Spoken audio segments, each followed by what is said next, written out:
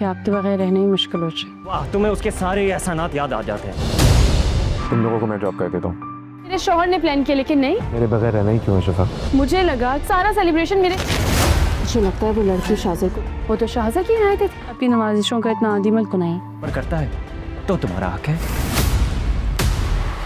वो बना रही है, तुम उसके ऑफिस ज्वाइन करने के लिए फोर्स करो तो वाह। तुम उसके शौहर से बात करो, और वही एहसान जब वो आलियान भाई और उमैर उससे कहो कि अपनी बीवी को कंट्रोल में रखे। और उसे मैं हासिल शिफा जो है करके रहूंगा।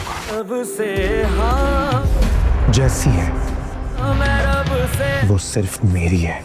अगले एपिसोड में आप देखने वाले हैं कि शाहज़र की बहन नमीरा ये सलाह देगी कि क्यों ना शाहज़र की ज़िंदगी में से शिफा को निकालने के लिए क्यों ना शिफा के हस्बैंड से रब्ता किया जाए और उसे बताया जाए कि उसकी बीवी क्या क्या गुल खिला रही है। और ये ड्यूटी और किसी को नहीं बल्कि नबील के ज़िम्मे ही लगने वाली है। और नबील बिल्कुल भी नहीं चाहता कि वो माँ से रब्ता करके उसको समझाए या शिफा के बारे में बताए और ये सारा मामला रफा दफा हो जाए। वो तो यही चाहता है कि शिफा बाप बेटे के दरमियान झगड़े का सबब बनती ही रहे। लेकिन वो ये भी जानता है कि शिफा के शौहर के होते हुए कभी भी शाहज़र उसे हासिल नहीं कर सकता। इसलिए हमारी थ्योरी ये है कि नबील कोशिश करेगा कि वो माज को नुकसान पहुंचाए ताकि वो शाहज़र के रास्ते से हट जाए, क्योंकि उसके बाद शाहज़र बिल्कुल भी देर नहीं लगाएगा कि शिफा को इस घर की बहू बनाए और यहीं से ही बहुत बड़ा झगड़ा स्टार्ट होने वाला है। इसलिए नबील ऐसी कोशिश कर सकता है। लेकिन ये एक हमारी थ्योरी है, क्योंकि ड्रामे को अगर अच्छा बनाना है तो शाहज़र और शिफा को मिलाना बहुत बेहतर रहेगा। और अगर अमार को शाहज़र अपने रास्ते से हटाता है तो शाहज़र बिल्कुल ही विलन बन जाएगा।